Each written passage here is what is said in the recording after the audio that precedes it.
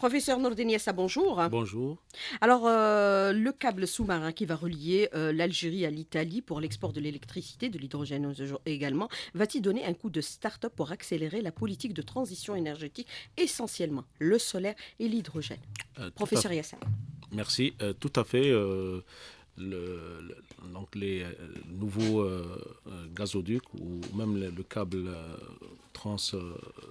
l'interconnexion entre l'Algérie et l'Italie en matière d'électricité et également le gazoduc justement pour, pour le transport du gaz et également de l'hydrogène va certainement booster et va accélérer la transition énergétique en Algérie.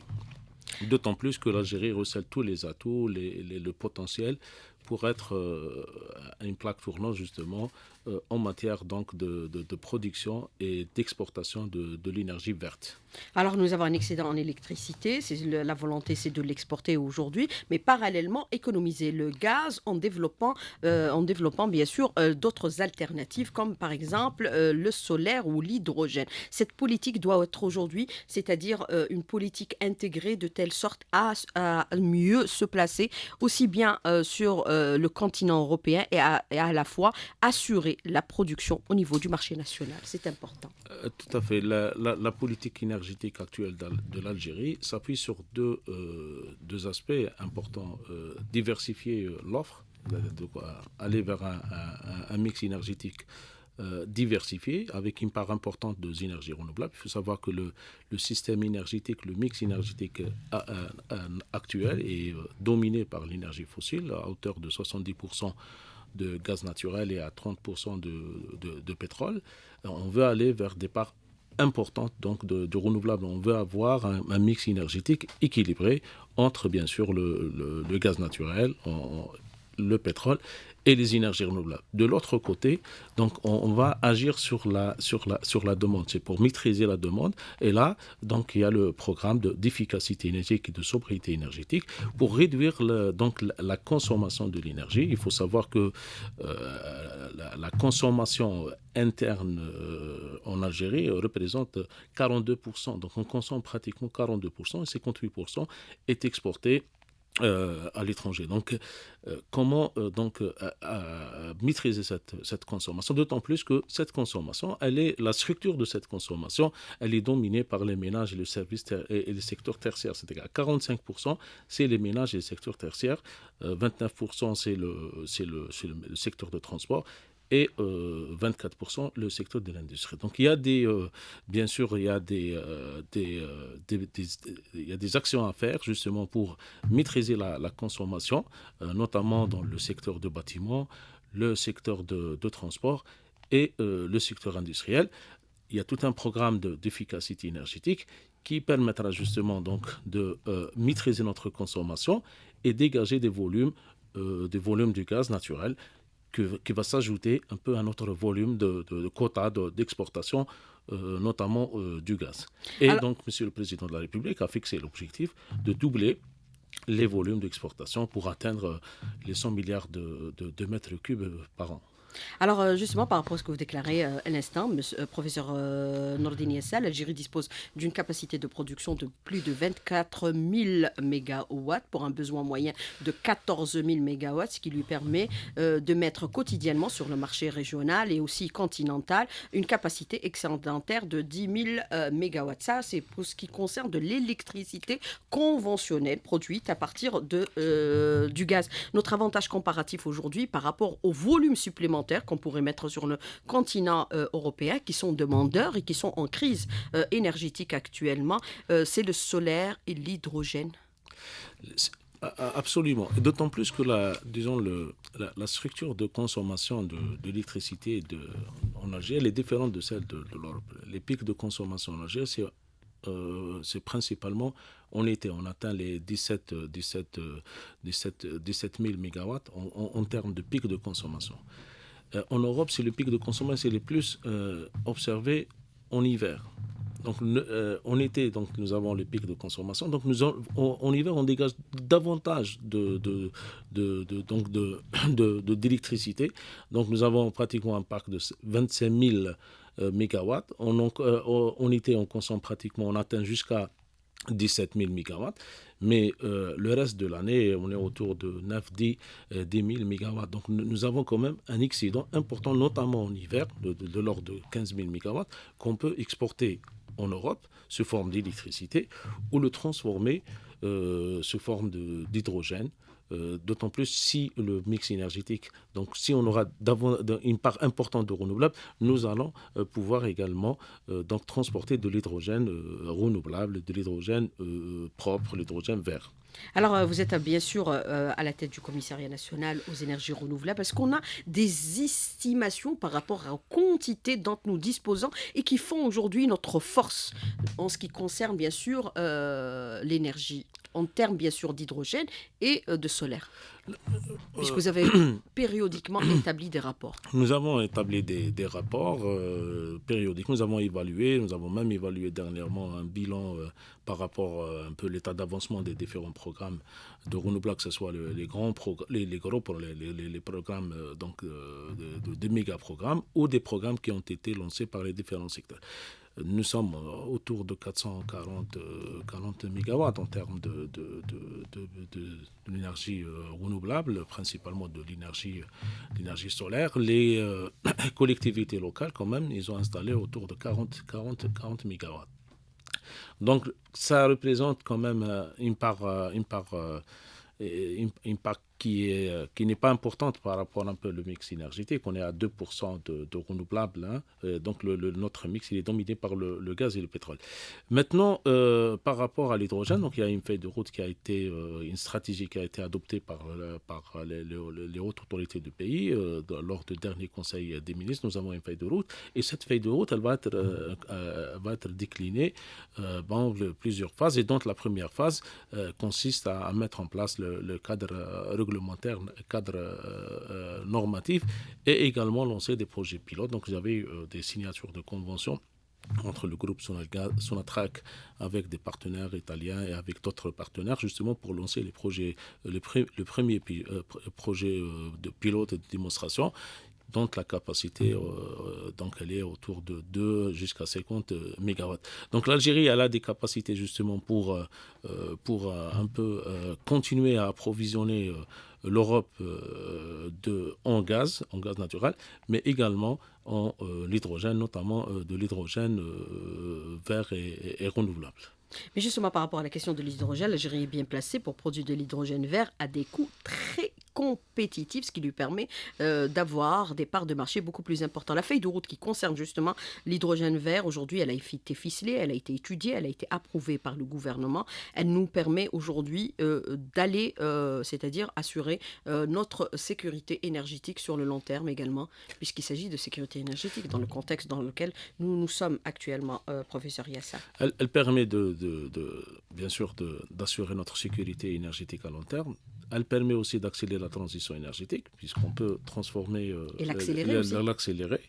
Notamment, on peut transformer l'excédent d'électricité, notamment renouvelable, en hydrogène, en vert. Elle permet également de décarboner les secteurs industriels, les secteurs gros consommateurs du gaz et d'électricité. Donc, elle permet aussi, elle permet aussi à l'Algérie d'honorer ses engagements. L'Algérie s'est engagée dans le cadre de l'effort global de lutte contre le changement climatique. Donc, cette stratégie, elle permet donc de décarboner les secteurs industriels de l'Algérie, mais elle permet également de décarboner le système énergétique des pays partenaires. Les pays partenaires, ils ont des stratégies de neutralité carbone 2045, 2050, et cette politique de décarbonation ou de cette politique de neutralité carbone, elle s'appuie principalement sur l'hydrogène. L'Algérie, elle peut aussi contribuer à décarboner leur système énergétique et leur industrie. Donc ça, c'est un peu l'avantage de l'Algérie. Les atouts qui ont permis à l'Algérie d'avoir des coûts de production de l'hydrogène compétitif, on peut à terme arriver jusqu'à 1 kg, 1 dollar le kilogramme, c'est-à-dire c'est le prix le compétitif par rapport à la région de l'Afrique du Nord, la région de Moyen-Orient et même d'autres régions. C'est notre proximité des marchés européens. C'est un peu l'existence des infrastructures de transport, de stockage. Nous avons quand même une expérience et compétence dans le domaine énergétique et notamment dans le domaine gazier. Tous ces atouts, nous avons aussi le gisement solaire et éolien. Tout ça plaide pour que l'Algérie puisse produire de l'hydrogène à des coûts très compétitifs. Et bien sûr, il y a un retour d'investissement puisque cette feuille de route se décline en plusieurs phases et plusieurs étapes jusqu'à 2050, professeur Yassa. On n'a rien oublié, rien laissé en marge. Tout a Oui, été bien ficelé, c'est une... même par rapport à la rentabilité Par et rapport les gains. à, bien sûr, il y a des études de faisabilité technico-économique, il y a des études de rentabilité, il y a les aspects, comme je l'ai dit, réglementaires, normatifs, il y a même par rapport un peu l'arrangement institutionnel, par rapport à la capital humain, en termes de formation, en termes de recherche, de développement et d'innovation, bien sûr l'intégration industrielle, bien sûr quand même, nous avons l'intégration en termes de l'industrialisation des équipements, que ce soit dans la filière renouvelable, que ce soit dans la filière de l'électrolyse de l'eau. Toute la chaîne de valeur est intégrée justement dans cette politique pour pouvoir faire émerger une industrie nationale autour de l'hydrogène et in fine mettre en place une économie nationale autour de l'hydrogène dont les impacts seront importants en termes de création d'emplois, création de richesses et création des entreprises, et notamment les entreprises d'innovation, les entreprises start-up, puisque c'est un domaine qui demande énormément d'innovation. Et les derniers bilans montrent que quand même les levées de fonds en matière de création de start-up sont plus orientées dans le domaine de l'hydrogène, dans le domaine de la mobilité électrique et dans le domaine des batteries, notamment les batteries lithium-ion. Donc il y a un domaine qui est très émergent, qui avance bien, et donc nous avons des opportunités pour nous, donc bien sûr de diversifier notre mix énergétique, mais de développer une économie, développer une industrie et de développer des créations, donc des entreprises et des créations de start-up, et par conséquent création des emplois durables pour les jeunes diplômés de l'université et même des centres de formation professionnelle. Mais avec bien sûr cette feuille de route et des projections, il y a un retour d'investissement. Il y a 1 à 2 millions de tonnes d'hydrogène qui pourront être produits à horizon 2040, excusez-moi, avec un retour d'investissement équivalent pratiquement à 30 milliards de dollars. L'objectif initial, c'est de couvrir au moins 10% du marché européen. En matière d'approvisionnement d'hydrogène, c'est équivalent de 1 à 2 millions de tonnes d'hydrogène. Et nous avons les capacités. Et bien sûr, il y a tout un mécanisme de financement. Donc, bien sûr, tout ça, c'est assujetti à l'évolution du marché, l'évolution des technologies et bien sûr la mobilisation des financements. Et donc il y a l'intérêt de la part des partenaires, notamment européens, pour investir en Algérie. Qui l'ont manifesté, les Italiens, en premier. Donc il y a un intérêt certain, parce que quand même, pour pouvoir atteindre les objectifs qui ont fixés en matière de neutralité carbone et en matière de sécurité énergétique, et n'ont pas d'autre choix que d'investir notamment dans les marchés promoteurs ou dans les pays qui ont les possibilités, les potentiels, et qui peuvent fournir de l'hydrogène à des coûts très compétitifs. Professeur Nordine Yessa, moi, je voudrais revenir avec vous pour cette deuxième partie de l'invité de la rédaction sur la question de l'hydrogène. Vous avez bien sûr décliné la feuille de route dans une émission précédente que nous avions organisée ensemble, où on a parlé bien sûr des projections, on a parlé de bien sûr les étapes que nous devons franchir, le cadre réglementaire et les capacités dont dispose l'Algérie, avec bien sûr un retour d'investissement. Vous avez aussi annoncé que les projets pilotes pourraient être réalisés incessamment et des discussions sont en cours avec de grands partenaires étrangers. C'est le cas aujourd'hui, professeur Nordine Yessa? Absolument. D'ailleurs, on a observé ces dernières années une dynamique en matière donc, de collaboration, que ce soit avec l'Italie, avec le groupe Eni Italie, mais auparavant, lors de la quatrième édition de la journée d'énergie algéro-allemande, il y a eu quand même aussi signature de mémorandum d'entente justement pour la collaboration, le partenariat entre Sonatrach et un groupe allemand justement pour lancer des projets pilotes de production de l'hydrogène et les dérivés. D'ailleurs, Monsieur le Président a parlé hier de l'ammoniac. Donc on peut produire de l'hydrogène bien sûr, ça c'est un peu pour la sécurité énergétique, mais on peut aussi produire de l'ammoniac vert, ça c'est pour la sécurité alimentaire. Donc on peut allier et la sécurité énergétique et la sécurité alimentaire en produisant aussi de l'ammoniac, c'est un peu les engrais azotés. Donc nous avons aussi les potentialités, nous avons aussi les atouts pour contribuer également à la fois à la sécurité énergétique et la sécurité alimentaire. Maintenant, les questions de coûts, les questions d'investissement, bien sûr, il y a une demande de l'autre côté, parce que quand même avec les politiques de souveraineté énergétique, les politiques d'indépendance énergétique et les politiques aussi d'aller vers un système énergétique plus résilient. Et donc, il y a un besoin. Donc, d'ailleurs, dans le programme européen, il y a 20 millions de tonnes d'hydrogène qui vont être déployées à partir de l'horizon 2030, donc 10 millions de tonnes vont être importées des pays partenaires. Et donc l'Algérie a une part importante. Elle peut, pour la première étape, avoir une part de 10%. Donc on cible dans notre feuille de route, donc de au moins assurer 10% d'approvisionnement en hydrogène et les dérivés de l'hydrogène. Donc, en matière de financement, bien sûr, ça va être discuté avec les partenaires pour justement pour investir dans ce créneau qui, bien sûr, il est capitalistique, bien sûr, parce qu'il y a besoin donc d'installer le renouvelable, les centrales solaires, mais aussi des installations, donc des capacités d'électrolyseurs qui transforment la molécule d'eau en hydrogène. Mais justement, par rapport à cette question, par rapport au coût, le retour d'investissement, les coûts des investissements et le retour d'investissement dans la feuille de route à horizon 2050, Monsieur Yassar, rapidement sur la question. Non, nous, dans la feuille de route qui a été adoptée par le gouvernement, donc l'objectif c'est d'atteindre un retour d'expérience entre 10 jusqu'à 15 milliards de dollars par an. Donc ça, c'est un peu l'objectif. Mais bien sûr, tout ça, ça dépend un peu de l'évolution de la demande, de l'évolution du marché et par rapport aussi l'évolution du coût des technologies. Donc, mais c'est un peu l'objectif affiché dans le cadre de la stratégie nationale de développement de l'hydrogène, notamment l'hydrogène vert. Alors, même principe pour les autres énergies, le solaire également, qui peut avoir un retour d'investissement immédiat au niveau national par rapport aux gains que nous pouvons faire en matière de consommation de gaz, Absolument. Monsieur professeur Yassar. Absolument. Alors, puisque notre consommation augmente d'année en année. J'allais justement intervenir par rapport à ça. Donc, le premier gain pour nous, c'est comment sortir de cette dépendance en matière de production de l'énergie primaire. Comment diversifier le renouvelable. Donc, bien sûr, va permettre de diversifier le mix énergétique, mais permettra donc de dégager des volumes. Donc, on va faire des économies en matière de volume du gaz.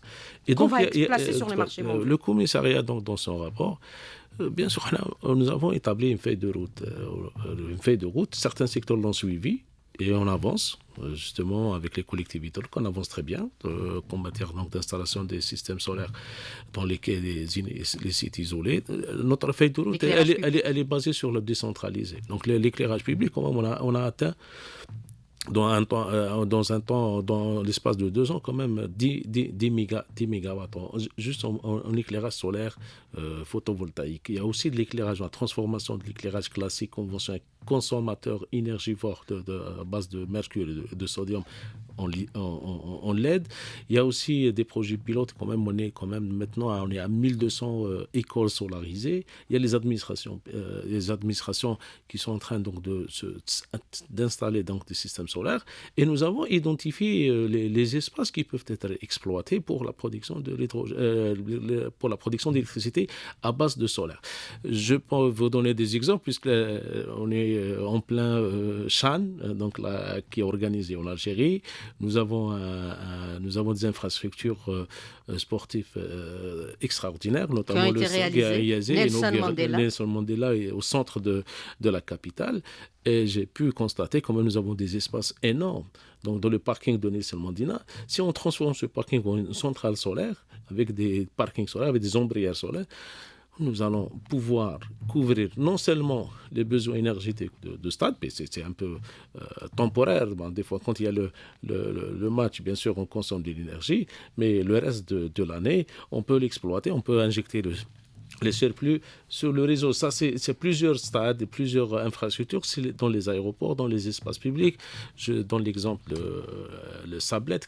Donc, il y a des espaces. Donc, on peut aussi produire, de rapprocher un petit peu la production de la consommation. C'est un peu le concept de la décentralisation. Donc nous avons travaillé avec les secteurs. Nous sommes en train de suivre et d'observer maintenant on est en train un peu de l'approche un peu bottom-up. C'est-à-dire les secteurs qui sont demandeurs. Mais les entreprises, on a signé dernièrement une convention avec le groupe Algérie Télécom. Ils sont en train de se lancer dans la sobriété énergétique, dans l'efficacité énergétique et aussi de l'intégration des énergies renouvelables dans leur... bien sûr, ils ont des sites de transmission. Donc, il y a quand même une adhésion un peu de certains secteurs. Il y a une conviction, ils sont un peu conscients qu'il faut aller vers la transition énergétique. Et donc, nous sommes en train de faire cette démarche un peu horizontale, de faire un peu de convaincre, de faire un peu de la pédagogie auprès des entreprises, des grands consommateurs, pour qu'ils puissent eux-mêmes opérer une transition énergétique au sein de leurs entreprises, donc faire économiser la consommation énergétique et d'intégrer dans leur système énergétique les énergies renouvelables. Et ça commence à avancer. Donc nous avons l'adhésion de plusieurs entreprises qui souhaitent investir dans le renouvelable. Maintenant, bien sûr, il y a les périmètres agricoles. On peut installer aussi des systèmes solaires, mais il y a aussi les zones industrielles. Nous sommes en train d'installer de nouvelles zones industrielles parce que l'Algérie, l'année 2023 sera un peu l'année économique. Nous allons avoir des industries automobiles, des industries chirurgiques, d'autres secteurs. Et nous sommes en train de travailler avec les secteurs pour intégrer dans les zones industrielles une part de l'approvisionnement en électricité à partir de l'énergie solaire. Mais justement, quand vous parlez de, bien sûr, équiper les stades en photovoltaïque, vous avez donné, bien sûr, le stade de Nelson Mandela, flambant neuf, mais on peut joindre aussi l'utile à l'agréable, c'est-à-dire regarder le match avec, bien sûr, en alimentant en énergie renouvelable et installer aussi dans les parkings des bornes électriques qui peuvent aussi alimenter les véhicules. Absolument. Par rapport à cette question, les bornes électriques, il faut accélérer la cadence puisqu'on aura aussi les premiers véhicules automobiles électriques éventuellement, si on se réfère à la danse du président de la République, d'ici la fin de l'année. Les bornes électriques, il faut maintenant légiférer, il faut mettre en place le cadre législatif, parce qu'il y a absence de cadre législatif. Absolument, il faut accélérer il faut qu'il y ait aussi une synergie d'action réglementée et produire. La réglementation, les standards, les normes, il faut qu'on se mette d'accord sur quel type de borne de recharge, quel type est-ce que c'est la recherche rapide, l'ultra rapide, moyenne, etc. Tout ça doit être réglementé, légiféré avec des normalisations. Il y a un vide juridique. Là, oui, il y a un vide juridique. Et on risque d'être devancé par l'importation des véhicules électriques ou les véhicules hybrides. Et on veut éviter un peu l'expérience qu'on a eue dans la solarisation des écoles. On a commencé à solariser les écoles.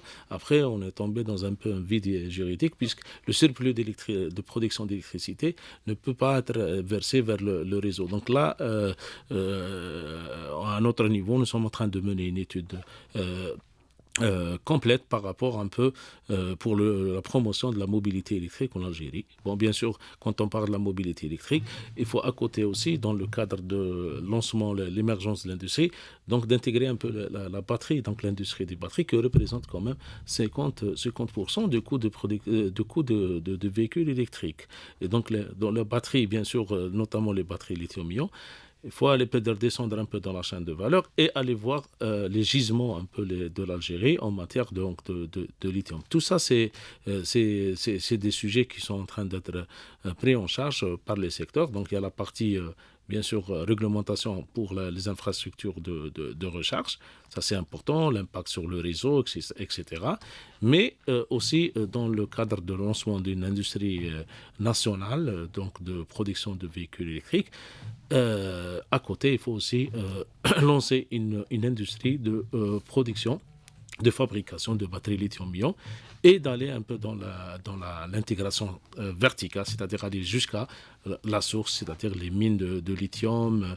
On a un peu, dans notre étude, on a un peu identifié quelques sites, notamment dans les Chottes. Nous avons dans les Chottes le Sbret, il y a quand même des concentrations appréciables de lithium qui peuvent être exploitées justement pour lancer une industrie locale de batteries lithium-ion qui serviront aussi bien dans le véhicule électrique, mais servir aussi comme le moyen de stockage pour les systèmes solaires. Donc il faut prendre en considération tous ces aspects, notamment réglementaires, pour mettre en place les bornes Ça, électriques, puisqu'il y a un vide important. juridique et ça va aller très vite avec les constructeurs qui vont venir dans notre pays. Il faut accélérer un peu la cadence parce qu'on a tendance qu'on n'avance pas beaucoup sur le solaire, professeur Nordine Yessa. Entre les déclarations, les intentions et les réalisations, est-ce qu'on peut considérer qu'il y a un fossé ?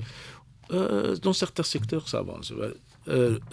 Nous avons privilégié dans notre feuille de route, c'est d'aller un peu dans le décentralisé. C'est-à-dire, bien sûr, on fait à côté, il y a des grands projets.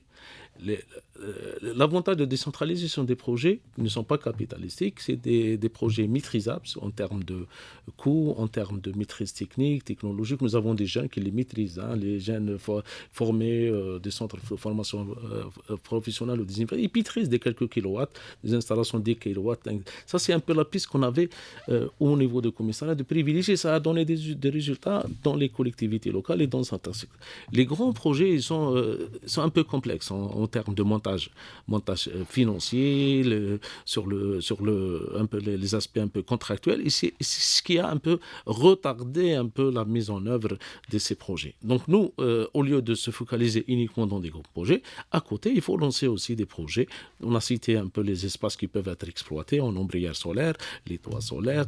Il y a beaucoup à faire. Il y a beaucoup à faire. Si on le fait, c'est en parallèle. On peut, bien sûr, en même temps, donc, essayer donc, de régler tous les aspects un peu économiques, financiers, les montages financiers et comment mobiliser les financements dans le cadre des projets IPP avec des contrats PPA et tout ça. Mais à côté, il ne faut pas aussi délaisser les projets qui sont, bien sûr, des petites capacités, mais en volume, on peut atteindre jusqu'à des centaines de mégawatts et j'ai cité quelques exemples. Et là, juste 2 ans avec des projets, juste le lancement des projets pilotes, on est à 40 mégawatts. Maintenant, si on fait un déploiement massif, comme c'est prévu dans le cadre du plan d'action du gouvernement, nous pouvons atteindre des niveaux assez importants et d'autant plus qu'on va en même temps encourager l'efficacité énergétique et la sobriété énergétique puisqu'on rapproche un petit peu la production de la consommation. Et c'est ce qui va nous inscrire aussi dans l'émergence puisque ça va créer énormément de valeur ajoutée et énormément d'emplois pour tout le monde. Alors, et les petits systèmes, je vais rajouter ça, c'est extrêmement important. Les petits systèmes, ça crée énormément d'emplois et ça crée énormément d'entreprises, de services, de start-up. Imaginez quand on installe un système solaire au niveau de la maison, il faut faire le suivi, le monitoring, et ça coûte pas cher. C'est pas combien de start-up à peu près on pourrait imaginer dans ce domaine ? Mais il y a pratiquement on peut, parce que là le besoin est énorme. Et en plus on peut faire des montages puisqu'il y a des rabattements par rapport un peu à la facture d'électricité puisque ça va aider à un peu à combler un peu une partie de la facture d'électricité des collectivités locales ou des entreprises. Et cette différence peut être utilisée dans la subvention des équipements ou des systèmes ou même aider un peu le lancement des entreprises de start-up, etc. Alors, j'ai dit que ceci va nous inscrire, bien sûr, en droite ligne dans l'émergence, puisque c'est notre volonté aujourd'hui, c'est d'accéder, bien sûr, aux BRICS, créer de la richesse, créer des emplois, créer de la valeur ajoutée, avoir toujours cet avantage comparatif par rapport à certains pays, c'est-à-dire le coût de l'énergie et sa disponibilité. Quand on parle de légiférer aussi, il faut revoir certaines dispositions, par exemple, lever le monopole de Sonagaz pour permettre au secteur tertiaire, puisqu'il s'agit d'économiser de gaz, de produire leur propre électricité. Ça a été fait pour beaucoup de pays.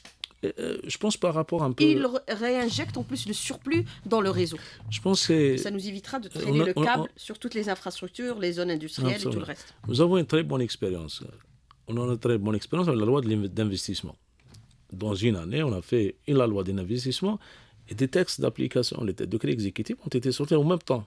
On peut faire la même chose pour le renouvelable. Il suffit de promulguer un texte d'application qui permettrait aux collectivités locales, au secteur tertiaire, au secteur industriel, au secteur commercial, aux ménages, à tout le monde, d'avoir cette possibilité d'être producteur et d'être un partie prenante dans cette dynamique, cette transition énergétique. Et ça On permet, permet une complémentarité entre Sonelgaz et les autres, c'est-à-dire producteurs. Il n'y a pas de concurrence dans ce domaine. Ils utiliseront d'une façon ou d'une autre le réseau de Sonelgaz. On n'est pas exception, on n'est pas une exception. Tout le monde l'a fait. Et donc là, ça libère les initiatives.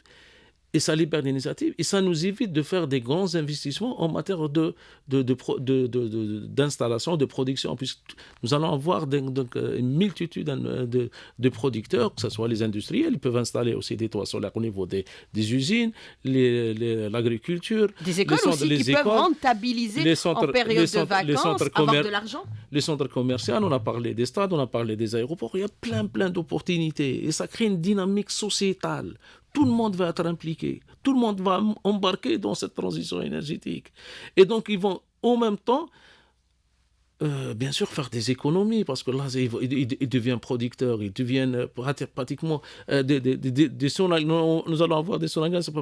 Et ça va créer une dynamique. Et ça va mettre fin aux incidents électriques. Et donc, il y a des mécanismes d'effacement de factures ou d'autres mécanismes, mais sur le plan réglementaire. Bien sûr, on est un groupe de travail qui a été mis en place par le ministère de l'Énergie. Mais qu'est-ce qu'il faudrait revoir sur le plan réglementaire exactement, puisque le groupe de travail a été mis en place par le ministère. Oui, on est en train de travailler sur le code, le grid code, c'est-à-dire un peu la réglementation technique qui permet donc d'injecter sur le réseau de distribution de basse tension. Il faut le faire vite, monsieur. Oui, bien sûr. Et même nous, on veut que... Il faut il faut émerger, il faut déjà régulariser la situation, parce que nous avons quand même 2200 écoles qui attendent un peu à être autorisées à injecter. Il y a plein d'installations qui attendent. Certaines usines aussi, ça apporte de la valeur. Et nous avons l'expérience. Un retour sur le coût aussi de l'énergie. Et je peux vous citer 2 exemples qui ont bien fonctionné. On a l'aéroport d'Oran, vous avez quand même une installation qui est la première, on a installé en énergie solaire, et là aussi, elle représente 25%. Il y a un autre exemple qu'on n'en parle vraiment pas rarement, c'est la grande mosquée d'Alger. La grande mosquée d'Alger, elle devrait être un cas d'école pour les architectes, pour les ingénieurs, pour les universitaires. On a installé dans la grande mosquée d'Alger un système de trigénération. Un système de trigénération, il produit l'électricité et la chaleur et le froid. C'est un système donc d'économie d'énergie, d'efficacité. Et à côté... Le président de la République connaît bien ce projet. On devrait le démultiplier sur les habitations réalisées actuellement. Et à côté, on a installé des systèmes solaires pour l'éclairage public centralisé avec des systèmes solaires photovoltaïques. On a installé des systèmes de chauffage avec des chauffe-eau solaires collectifs, c'est-à-dire centralisés. Tout ça, ça doit inspirer un peu les architectes, les ingénieurs. Pour les nombres, on va lancer des méga-projets, les projets de construction des hôpitaux, des grandes infrastructures. Et il y a lieu de s'inspirer, de se rapprocher de la grande mosquée d'Alger. Le commissariat, on a un local, on est en train de faire un local au sein de cette grande mosquée d'Alger, et on est en train de les accompagner sur les aspects techniques et faire de suivi des monitoring. C'est qu'un des exemples où on peut faire énormément d'économies d'énergie. Et il faudrait aussi être en synergie par rapport à la politique nationale entre les différents départements ministériels et entre la politique internationale, parce qu'il y a des contraintes aujourd'hui par rapport à la question de la décarbonisation. Oui. Vous avez cette question de l'auditeur très, bien sûr, intéressante. Il faudra penser à une stratégie pour décarboner les entreprises si nous voulons exporter à l'avenir des produits sur certains marchés, surtout européens, qui sont devenus très exigeants sur ces questions-là. Dernièrement, il y a eu l'Union européenne, la Commission européenne, ils ont voté un texte de loi pour les taxes aux frontières. C'est-à-dire qu'ils vont imposer les taxes aux frontières pour certaines industries, la sidérurgie, le ciment, un certain nombre de CD. Et donc, ça va être appliqué à partir de 2026. Et donc, il faut se préparer de prendre... C'est pratiquement une menace sérieuse par rapport à notre économie nationale. Mais nous avons les opportunités. Nous avons le potentiel. Justement, parmi les objectifs stratégiques, justement, c'est une mesure de réponse par rapport à cette loi ou par rapport à cette loi donc, de taxe frontière. C'est la stratégie nationale de développement de l'hydrogène. Parmi les objectifs, c'est de décarboner les secteurs, notamment le secteur de sidérurgie, la production de cimenterie. Donc, on va décarboner. Donc, le décarboner, soit capter un peu, donc transformer le gaz en gaz un peu propre, ou bien carrément injecter de l'hydrogène vert, c'est-à-dire l'hydrogène produit à partir de renouvelables. Tout ça, c'est pris en charge dans la feuille de route, justement pour donc se préparer à des telles menaces qui se planent, qui sont à partir de 2026. Hein. Mais on a tendance à penser qu'il n'y a pas une sorte de continuité. L'ex-ministère des énergies renouvelables qui a été dessous, il avait mis en place bien sûr un cahier de charge pour mettre en place bien sûr le Solar 1000 qui ne voit pas encore son émergence. Il faut l'accélérer, il faut trouver des mécanismes de telle sorte. Est-ce que ce projet soit repris puisque les appels d'offres n'ont pas encore été lancés? Au niveau du commissaire, nous n'avons pas attendu le Solar 1000 ni les grands projets. À côté, on a mis en place une stratégie, on a signé des conventions avec le ministère de l'Intérieur, des collectivités locales, avec le ministère de la Défense nationale, avec des structures stratégiques, et on est en train de la mettre en œuvre. Et on avance. Et Solar 1000 Le Solar 1000 doit être repris par le ministère de l'Énergie. Mais tout ça, il faut régler tous les aspects, que ça aspect réglementaire, de transfert, financement, les arrangements financement, pour qu'il puisse être vraiment une réussite pour l'Algérie dans sa stratégie de transition énergétique. Alors, vous avez beaucoup de questions des auditeurs qui disent c'est bien de mettre en place des feuilles de route, c'est bien d'avoir une stratégie, c'est bien de mettre en place aussi une vision, mais il faudrait la concrétiser. Non. Pour la feuille de route, on commence à la concrétiser. Il y a quand même des signatures de conventions, il y a des projets pilotes qui vont être annoncés, un groupe de travail qui travaille sur les aspects réglementaires, les aspects normatifs. Il y a même le ministère de l'Enseignement supérieur de la Recherche scientifique qui va lancer des projets dédiés exclusivement à l'hydrogène vert. Il y a quand même il y a des secteurs qui sont en train de suivre. Justement, il y a la formation, l'intégration de l'hydrogène. Tout ça, ça va être réalisé selon les plannings tracés. Mais on est heureux aujourd'hui de voir que l'Algérie est devenue un pays pivot en matière, bien attractif. sûr, de gaz et de pétrole. Il faudrait aussi que cette synergie concerne aussi les autres secteurs. Et on veut maintenir cette position. On va la maintenir. On va la maintenir en tant que pays pivot, en tant que leader dans le domaine de l'énergie et également dans l'énergie verte, propre et l'énergie durable. Quoi. Et un pays fiable qui honore tous ses engagements. Professeur Nordine Essa, merci d'avoir répondu à nos questions et d'avoir été en direct avec nous ce matin dans le studio. Merci beaucoup, bonne journée, à bientôt.